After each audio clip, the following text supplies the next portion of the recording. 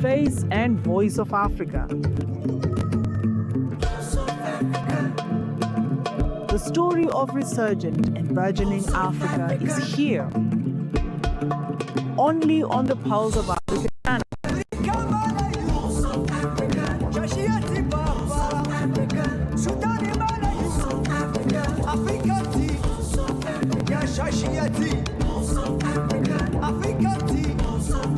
Pulse of Africa, the face and voice of Africa.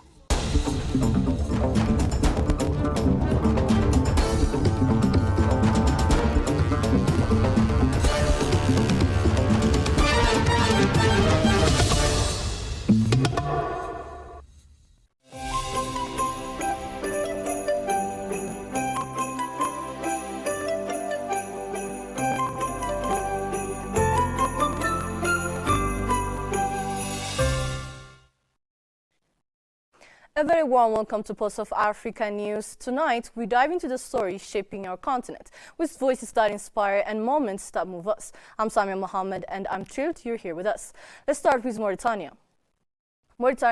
Mauritanian authorities have deployed an artificial intelligence-powered system to automatically detect and record traffic violations nationwide in real time, according to the government. The initiative has been operational since December 25 and is part of efforts to integrate digital technology into road safety management. The system's first phase focuses on two main violations: vehicle overloading detected automatically when a vehicle exceeds its authorized weight, and a failure to wear a seatbelt detected by smart cameras. The solution aims to modernize monitoring through automatic alerts and improve data tracking, particularly during intercity travel. According to the UN agency, AI can improve the collection and analysis of crash data, generate insights to prevent collisions, and optimize post-crash responses, helping to strengthen regulatory frameworks. The International Telecommunication Union cautions, however, that AI is not a cure-all. Adequate safety standards, rigorous system testing, and safeguards against risks to human rights and privacy are essential to ensure these technologies are used reliably, securely, and ethically.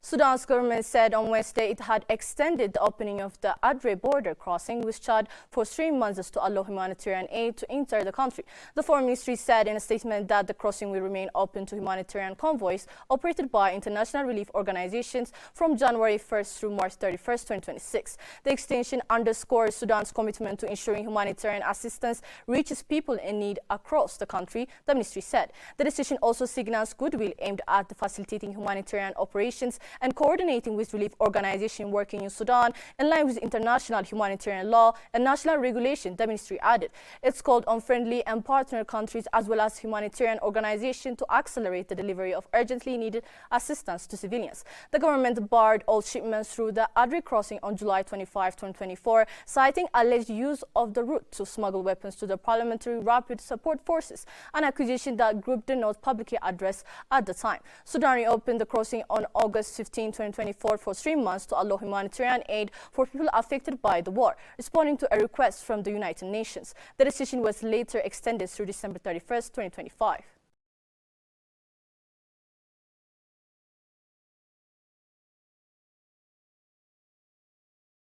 The UN mission in Libya has voiced concern over an escalating dispute involving the constitutional judiciary, saying it poses a risk to unity and independence of the courts.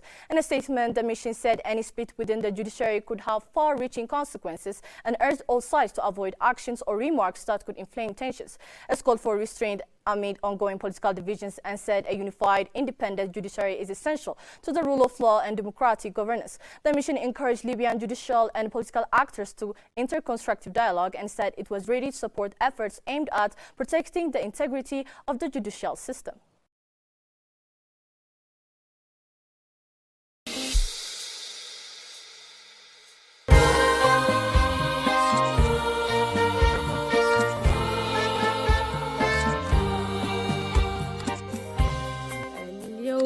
نرفع راية استقلالنا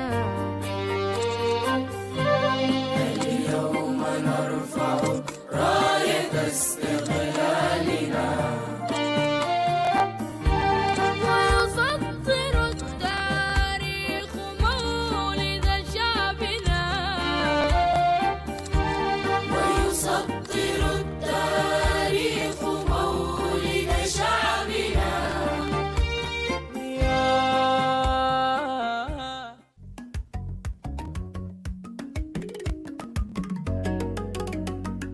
New roads, hotels, and services are welcoming visitors to Ethiopia's historic sites and natural wonders. Tourism creates jobs and celebrates our culture. Investing in visitors invests in our future.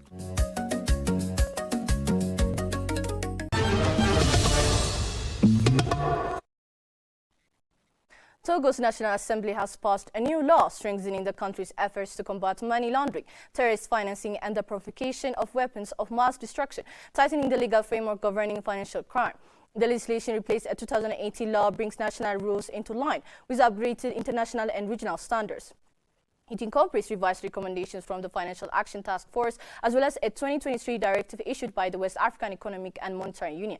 The new framework adopts a risk-based approach, extends due diligence requirements to virtual asset service providers, and tightens rules on beneficial ownership transparency. Finance and Budget Minister Esowe Georges Barcola said the reform forms part of a broader national strategy to safeguard the integrity of the financial system.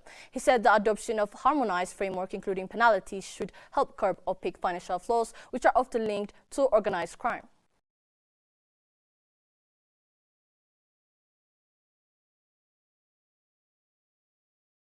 The completion and operational launch of the Grand Ethiopian Renaissance Dam stands as a powerful political, diplomatic, and economic signal from Ethiopia to Africa and the global community, Professor Ashok Swain of Uppsala University stated.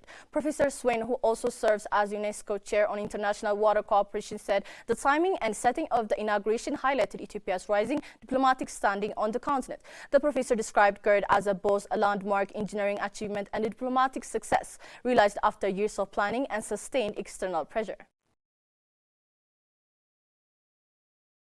Ethiopia diplomatically not only did an engineering victory of building the largest dam in Africa, but also a diplomatic victory of sort that, because Ethiopia has been planning this dam for many, many decades. By successfully inaugurating the dam of this size, of this huge, strong and powerful message, not only Ethiopia to the outside world, but also Ethiopia to its inside Ethiopia as well.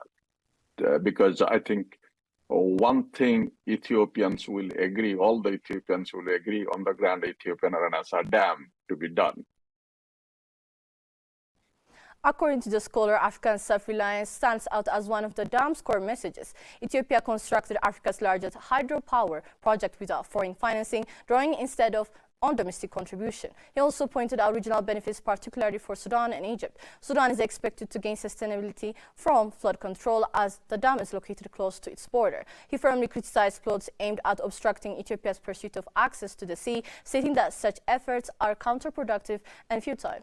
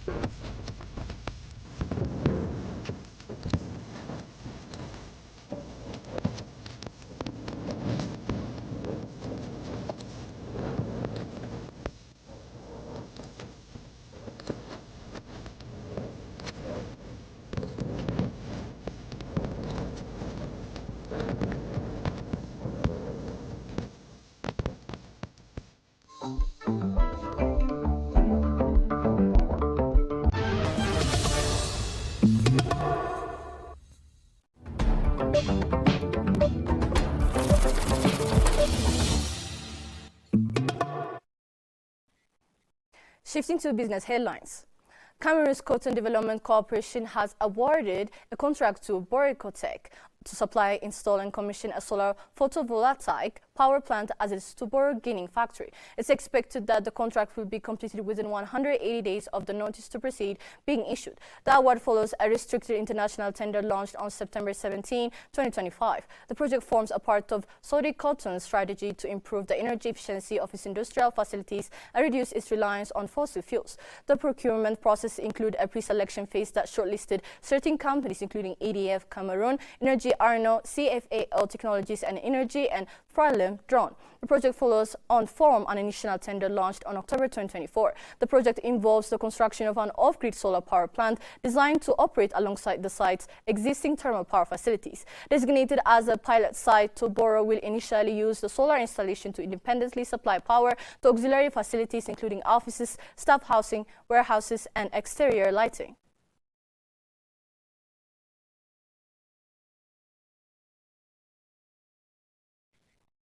Algeria has begun building a plan to manufacture rubber tires for passenger and heavy vehicles, its investment promotion agency said. The $207 million project is located in Togourt in the country's northeast. The Algerian Agency for Investment Promotion said construction officially began on Monday, December 29. The factory will have an annual production capacity of 5 million tires. An initial phase will produce 2 million units for heavy vehicles, followed by a second phase adding 3 million tires for passenger cars. Authorities said the project is central to Algeria's push for industrial sovereignty. The investment follows a tire shortage in the second half of 2025.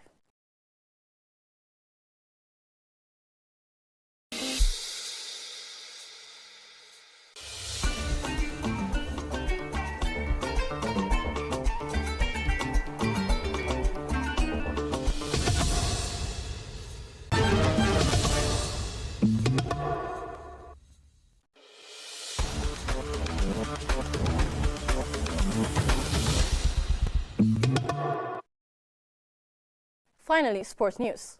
2 Equatorial Guinea players have been banned for insulting a referee at the Africa Cup of Nations, and Burkina Faso captain Bertrand Traoré was fined for post-match remarks, the respective football federation said on Wednesday.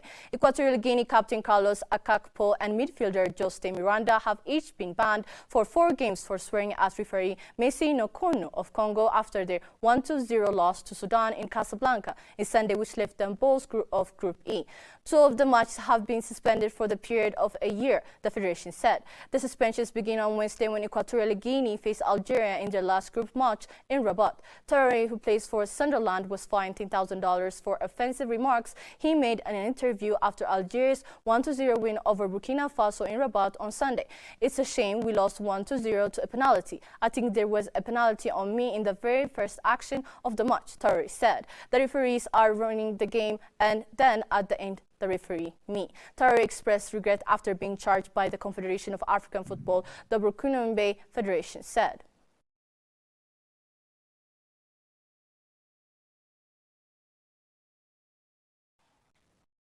Let's take a look at the weather forecast across Africa.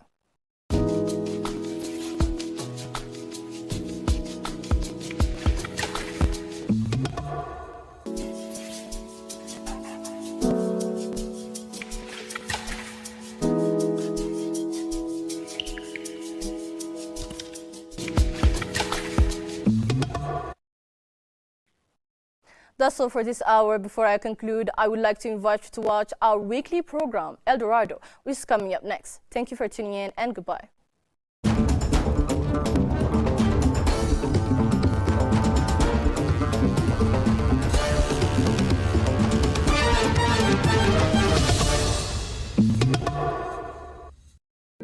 El Dorado, a land of wealth, a future of limited possibilities.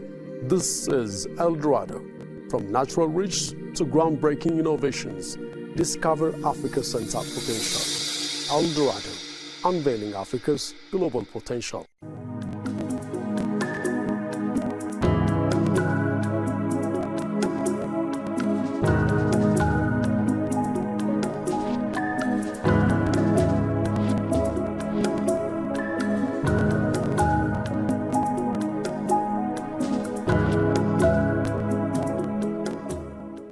El Dorado. When you think of coffee, the vibrant landscapes and the rich traditions of Ethiopia should immediately come to mind. Ethiopia, often celebrated as the birthplace of coffee, is not just a country that grows beans, it is a nation whose identity is deeply intertwined with this cherished beverage. From the rolling highlands to the bustling villages, coffee is more than a drink. It is a cultural cornerstone, a symbol of hospitality, and a story that has been told for centuries. But what makes Ethiopian coffee so special? The answer lies in its extraordinary flavors, sustainable farming practice, and the profound cultural significance that has been passed down through generations. With more than 6,000 varieties, Ethiopia coffee offers unparalleled diversity, ensuring that every cup carries a unique narrative wanting to be discovered. Ethiopia's coffee legacy stretches back over a millennium, with historical evidence tracing its root to the 9th century. The legendary tale of Kaldi, the goat herder who noticed his animals dancing with energy after eating coffee cherries, marks the beginning of a coffee journey from a local curiosity to a global phenomenon. By the 15th century, Ethiopian beans has traveled across the Red Sea to Yemen, sparking a worldwide spread of coffee culture. Today, Ethiopia remains one of the largest coffee producers in the world, cultivating a wide area of varieties and preserving some of the oldest coffee trees known to humankind, living monuments to list its enduring heritage.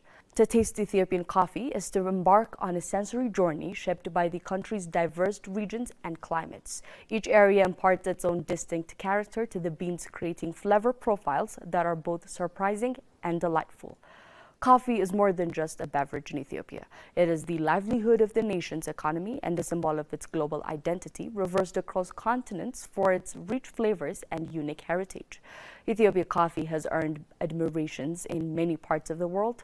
Beyond its cultural significance, coffee plays a pivotal economic role, serving as the backbone of Ethiopia's financial stability. It contributes an impressive 30% of the country's foreign currency earnings, making it the single most important export commodity. This steady stream of revenue sustains Ethiopia's position in international trade and ensures that coffee remains a cornerstone of its economic resilience. Equally vital is coffee's impact on employment. The sector provides jobs for nearly a quarter of Ethiopia's workforce, directly or indirectly supporting millions of families across the nation, from smallholder farmers cultivating heirloom varieties in fertile highlands to traders and exporters connecting Ethiopia to global markets. Coffee sustains livelihoods at every level of society. It influences actions far beyond the farms. It fuels rural economic, empowers communities, and strengthens Ethiopia's role on the world stage. Today, El Dorado will focus on Ethiopia's coffee. Stay tuned. President Taye Asqe-Selassie has expressed Ethiopia's commitment to strengthening coffee trade relations with China during the inaugural China-Ethiopia Coffee Economic and Trade Promotion Conference held in Zhejiu City, Hunan Province. The landmark conference, organized by the Ethio-China Friendship Committee, aims to introduce Ethiopia's specialty coffee varieties to over 700,000 potential consumers in the Chinese market, reflecting the deepening trade partnership between the two nations. The president highlighted Ethiopia's position as the historic birthplace of coffee, emphasizing the country's pride in offering specialty coffee varieties, including Yirga Cefe, Sidama, Kafa, Harar, and Jima, to global markets. This event, not only to talk about coffee, but also to celebrate the partnership between Ethiopia and China that is as rich and enduring as the coffee we cherish today. Ethiopia, the historic birthplace of coffee, takes immense pride in offering the world treasured specialty coffee varieties such as Yirga Cefe, Sidama, Kafa, Harar, Jimma, and many others. He noted that the coffee industry serves as the backbone of Ethiopia's national economy, supporting 25% of employment and generating 30% of foreign exchange earnings. The conference comes at a time when China has emerged as a significant market for Ethiopian coffee, climbing from the 33rd largest destination 5 years ago to become the 4th largest market currently. Ethiopia exported more than 35,000 tons of coffee to China in the previous year, demonstrating the growing commercial relationship between the two countries. The commitment shown by the Hunan Provincial and Junhua Party Committee and municipal leadership reflects a profound understanding of Africa's economic potential. President Taye praised the commitment shown by Hunan Provincial and Jeju Party Committee leadership, particularly following a recent mission to Ethiopia led by Betty Zhu, chairperson of the Ethio-China Friendship Committee. The commitment shown by the Hunan Provincial and Jeju Party Committee and municipal leadership reflects a profound understanding of Africa's economic potential, he remarked. Our collaboration extends far beyond the coffee bean. Under the framework of China-Africa cooperation, we share a comprehensive vision where agriculture and rural green development, trade, foreign direct investment, and connectivity serve as the gateway to a broader industrial transformation. In this spirit, we highly appreciate the innovative strategies proposed by our partners, particularly establishing a premier distribution hub, which will position Junhua as one of the central gateways for Ethiopian coffee within the vast Chinese market. He also emphasized the strategic industrial synergy, which aims to align Jeju's industrial capabilities with Ethiopia's developmental aspirations to create a sustainable multi-sectoral ecosystem. Our collaboration extends far beyond the coffee bean, President Taye explained, noting that under the framework for China-Africa cooperation, both countries share a comprehensive vision where agriculture, rural green development, trade, foreign direct investment, and connectivity serve as gateways to broader industrial transformation. In Ethiopia, coffee is not simply grown. It is lived. It is a source of pride, a driver of prosperity, and a bridge between tradition and modern commerce. As the aroma of Ethiopian coffee travels across borders, it carries with it the story of a nation whose economy, culture, and future are deeply rooted in the humble coffee bean.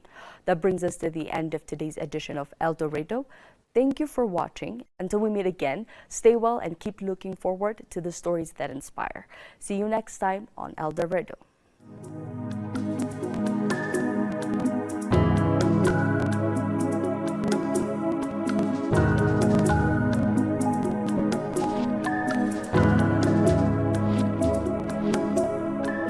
El Dorado, a land of wealth, a future of limitless possibilities. This is El Dorado. From natural reach to groundbreaking innovations, discover Africa's untapped potential. El Dorado, unveiling Africa's global